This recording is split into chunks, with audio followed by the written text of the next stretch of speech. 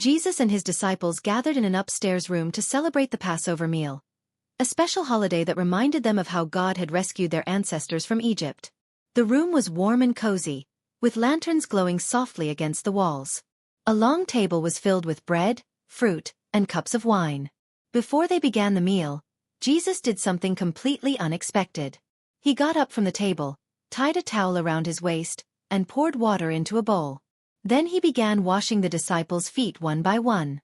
In those days, people walked everywhere in sandals, and their feet got very dirty. Foot washing was usually done by the lowest servant, but Jesus, their teacher and leader, did it himself. Peter protested, "Lord, you shouldn't wash my feet." But Jesus told him, "If I don't wash your feet, you cannot follow me." Peter immediately said, "Then wash all of me." Jesus laughed kindly and explained that only his feet needed washing. Afterward, Jesus told them, "I did this to show you that you should serve one another with love." When they sat down to eat, Jesus broke a loaf of bread and said, "This is my body, given for you.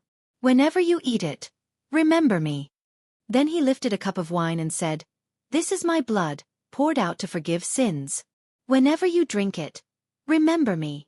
The disciples didn't fully understand, but they listened closely. During the meal, Jesus also told them something surprising. "One of you will betray me tonight." The disciples were shocked. "Is it me? Is it me?" they whispered anxiously.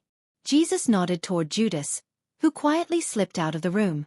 Then Jesus looked at the remaining disciples and said, "Love one another as I have loved you."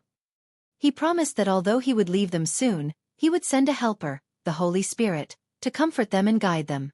It was a night filled with love, lessons, and the promise of hope.